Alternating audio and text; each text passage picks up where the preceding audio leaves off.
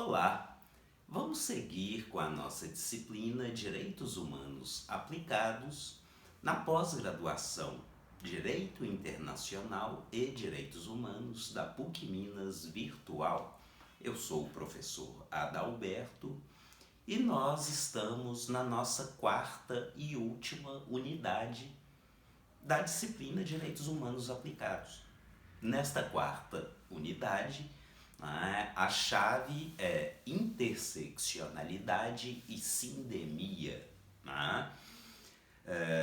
Lembrando sempre, interseccionalidade e sindemia que nos remetem a esse acúmulo de carências, sempre a ideia de precarização da vida, mas pelo filtro técnico que devemos adotar, precarização dos direitos e garantias fundamentais e humanos, precarização da cidadania, posto que o cidadão é o sujeito que tem seus direitos garantidos pelo Estado.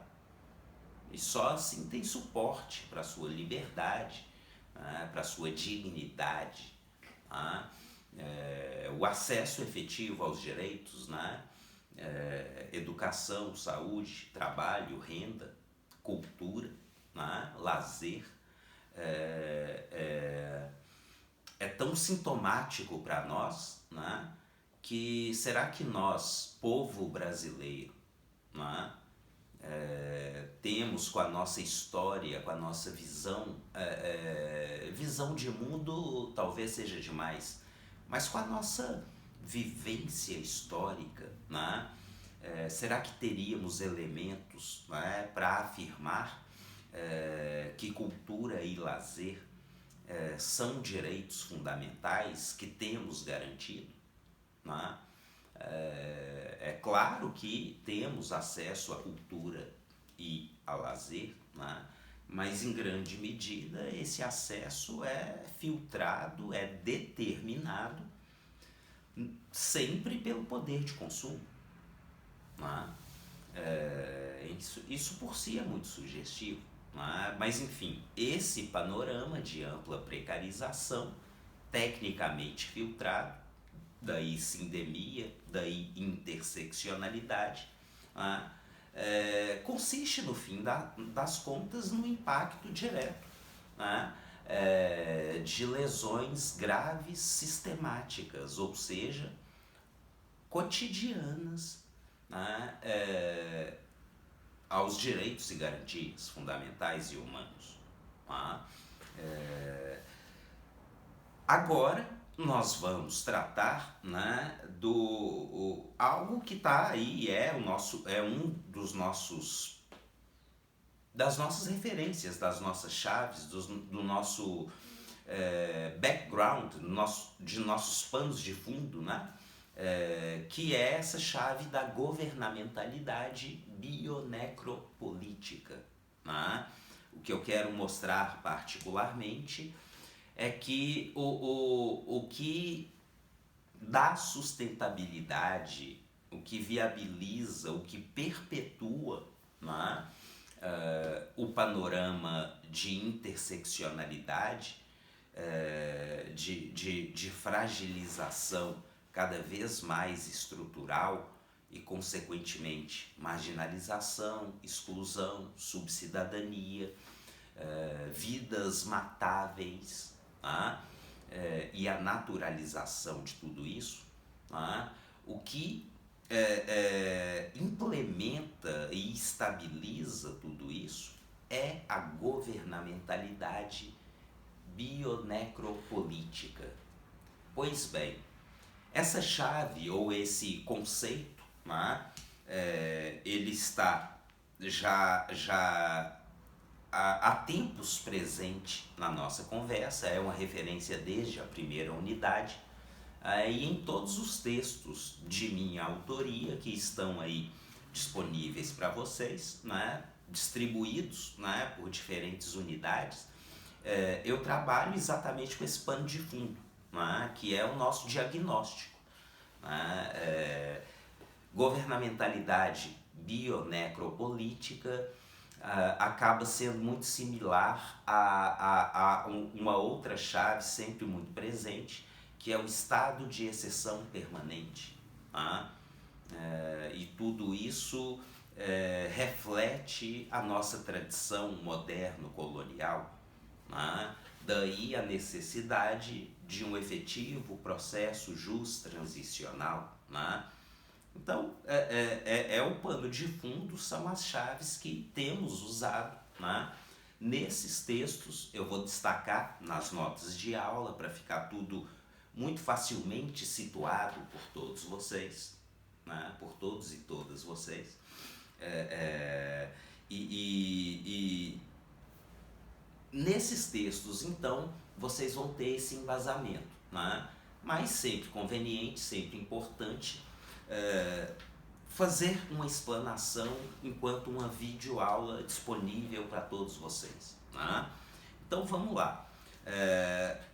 As chaves que eu tenho explorado e que vamos continuar explorando nessa quarta unidade, né? O problema específico da segurança ou da violência pública, né? O problema específico do direito fundamental à saúde, o problema da violência de gênero, né? E o problema do direito fundamental a um meio ambiente equilibrado, né? Que tem aí o correlato da indústria, né? Da mineração. Né? Todas essas chaves eu venho explorando nos meus estudos, nas minhas pesquisas, exatamente a partir da outra chave, a governamentalidade bionecropolítica. Então a referência mais importante aí seria Michel Foucault. Né? Porque Michel Foucault, lá no contexto das pesquisas, né, já da segunda metade dos anos 1970, vai tratar exatamente do surgimento da biopolítica. Nós, com outras referências, outros filtros, como, por exemplo, o pensamento decolonial, né? Adotamos uma lente muito mais expandida. Né? A verdade é essa, e isso mostra exatamente essa diferença que é tão significativa, porque o próprio Michel Foucault, na sua reflexão, é refém do eurocentrismo, de muitas das chaves da modernidade e da colonialidade. Né? Então, Michel Foucault, particularmente, ele tem como chave o florescimento dos totalitarismos e o colapso das sociedades ocidentais com as grandes guerras de meados do século XX. Né? E o ápice de tudo isso, o Holocausto nazista. Né? É uma chave que inevitavelmente, né, é muito impactante, uma referência incontornável, mas realmente, né, a própria tradição crítica eurocentrada tem essa referência para tratar do estado de exceção, para tratar do direito como ferramenta de marginalização e exclusão. Né? Mas nós, com a nossa história ou tradição colonial, como já tantas vezes colocada, né? Temos no próprio descobrimento, né? O primeiro capítulo de tudo isso, descobrimento, que talvez, né, seja mais razoável chamar de encobrimento. Muito bem. Foucault, ao falar do nascimento da biopolítica naquele contexto, ele mostra que a base da biopolítica está nesse perfil de dinâmica de produção econômica. Tá? Seria bem o florescer, né, do neoliberalismo, e que para nós hoje, né, fica muito visível quando a gente pensa na globalização econômica contemporânea, tá? Como a base para a distinção, né, para aquela cisão interna entre a melhor sociedade e os anormais, os perigosos, tá? Que devem ser eliminados para o florescimento da melhor sociedade. Como todos vocês são plenamente capazes de perceber nesse momento, a biopolítica é um filtro de leitura desse florescimento da linha abissal, que distingue ou que discrimina o humano do não humano. A vida cara ao próprio Estado e a vida descartável ou matável. Então, com Foucault especificamente, a biopolítica consiste na manipulação do discurso científico pelo próprio Estado, ou seja, por uma elite social que tem acesso a esses lugares institucionalizados de poder. Agora, essa elite que tem acesso a essa burocracia, essas autoridades, esses funcionários, eles acabam sendo legitimados por uma parcela da sociedade. Então vejam como isso é muito fortemente reproduzido na sociedade brasileira atual. Considerando a elite que tem acesso aos lugares de poder hoje,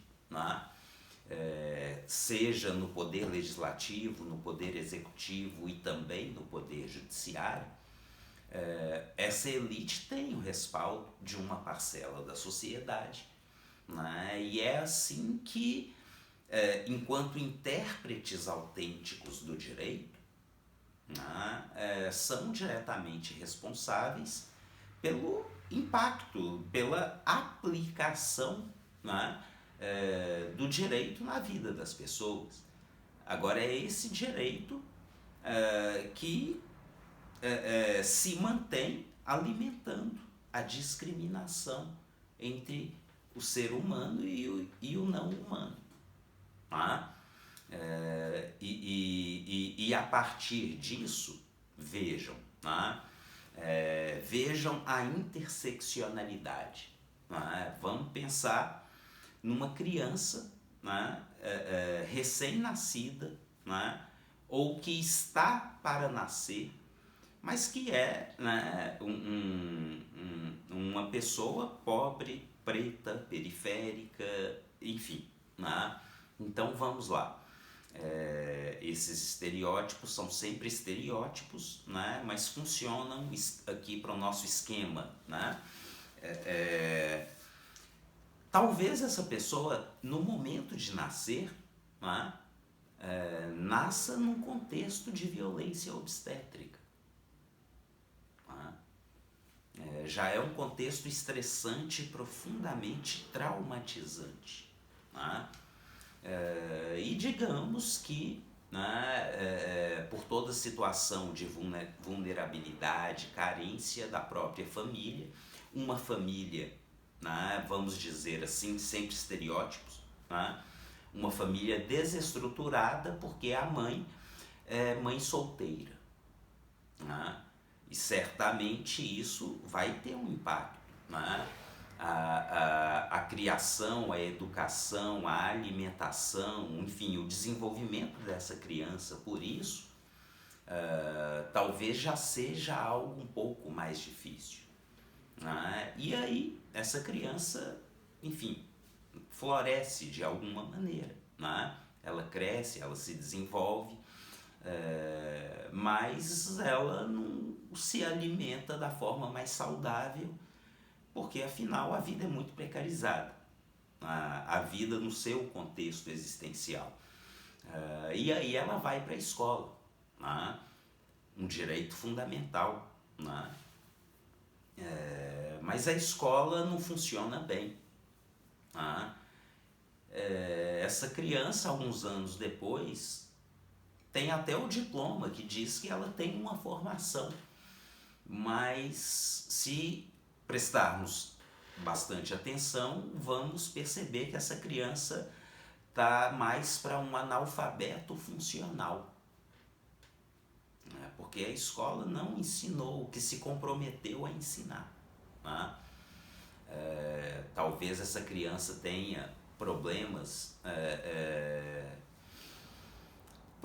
cognitivos, vamos lá, né? Hipoteticamente sempre, né? E esses problemas não foram sequer diagnosticados, né? Para que consequentemente pudessem ser tratados, né? Isso mostraria uma limitação de acesso ao direito fundamental à saúde, né? Obrigação, dever do Estado, né? Saúde, educação, né? A alimentação, né, suficiente. Então, olha, isso não está chegando, isso não está sendo garantido. Então, vamos pensar mais alguns anos, né? Essa criança já um adulto, um jovem adulto, né? 20 anos, né? E essa criança, como qualquer outro indivíduo que vive naquele arranjo social, de alguma maneira foi adestrado, né, a associar a felicidade com o poder de consumo, né, e ele não tem condição nem de se inserir no mercado de trabalho, ele não tem renda, né, outros direitos que são fundamentais e que não chegam a ele, né? E aí ele resolve, vamos lá, estereótipos, ele é capturado pelo tráfico de drogas e se torna um dos famosos aviõezinhos do tráfico, né? Percebam que a partir desse momento a tendência é que esse indivíduo que sempre foi invisível para o Estado, afinal ele está na zona do não ser, né? Esse indivíduo que sempre foi invisível, né? Porque nunca chegou a ele os direitos mais básicos, o Estado não foi capaz de garantir tais direitos, agora como traficante ele tendencialmente se torna supervisível, né? E o Estado vai ser muito eficiente em eliminá-lo para o bem da melhor sociedade, né? É assim que tem funcionado, né? E o nosso sistema de segurança ou de violência pública, né, tem alimentado essa lógica, né? Incursões recentes, né, voltando, né, também para esse estereótipo das favelas do Rio de Janeiro, né, mas incursões recentes têm, né, deixado isso muito claro. São dezenas de pessoas eliminadas, executadas sumariamente, sem devido processo, sem contraditório, sem ampla defesa, o que é estarrecedor, tá? Mas é o panorama atual. No caso da indústria da mineração, né, isso também fica muito forte, muito claramente visível. Por que que esse Estado, que se compromete a garantir os direitos fundamentais, humanos, enfim, tem se mostrado tão flexível em termos de permitir, né, em termos de licenciar projetos de exploração, de extração corporativa, né, projetos esses que têm impactos no entorno irreversíveis e tremendos, né?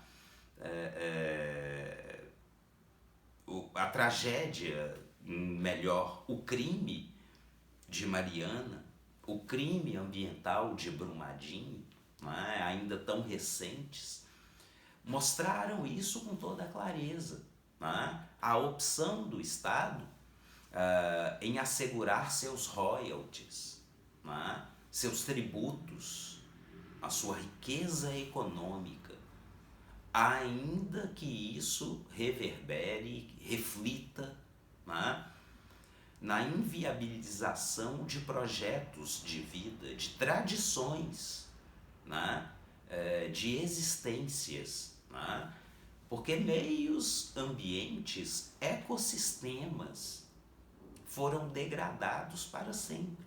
Né? E o modo de vida de comunidades tradicionais, ribeirinhas, comunidades quilombolas, né, desse entorno, foram inviabilizados. O índice de suicídios, né, dessa população quilombola, nativa, ribeirinha, foi e ainda é tremendo, né, porque foi tirado dessas pessoas, né, o direito de existir, né, o lugar, a história já não existe mais, né, tamanha crueldade, né, do resultado concreto, né?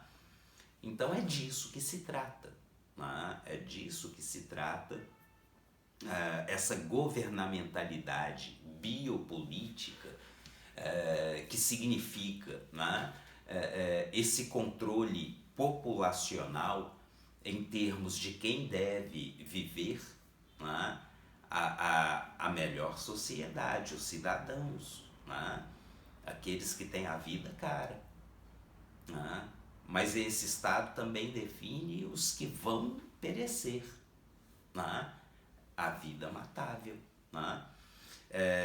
Mas a nossa chave não é exatamente essa, né?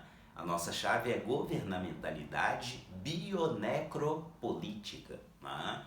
É a referência a um autor contemporâneo, um autor africano muito interessante, o Achille Mbembe, né?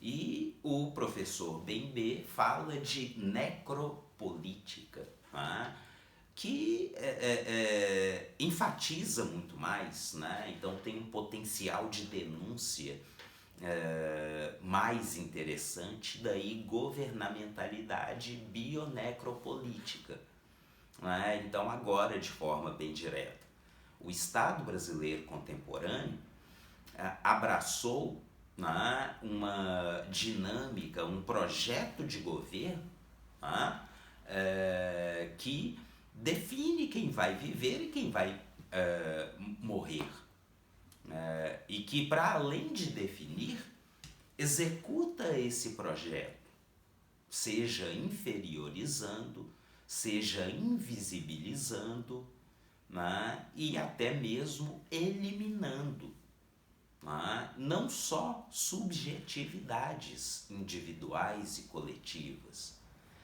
Inferioriza-se, oculta-se, invisibiliza-se e elimina-se, além de pessoas e grupos, paisagens, né, histórias, tradições, ecossistemas inteiros, né, para a manutenção, né, do acesso aos direitos e garantias de uma outra parcela, né?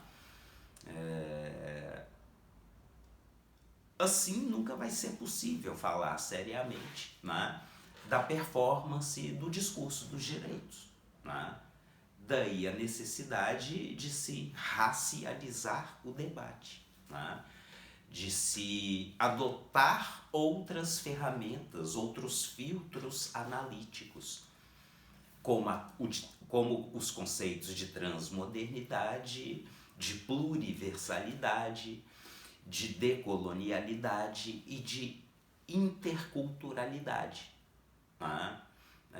A atuação, né, no âmbito da educação em direitos, da assessoria jurídica universitária popular, oferece esse perfil, né, em que as comunidades têm voz e vez, têm condições de se empoderar, né, de constituir capital social, óbvio, para além do capital humano, para além do capital cultural, ético, né, político,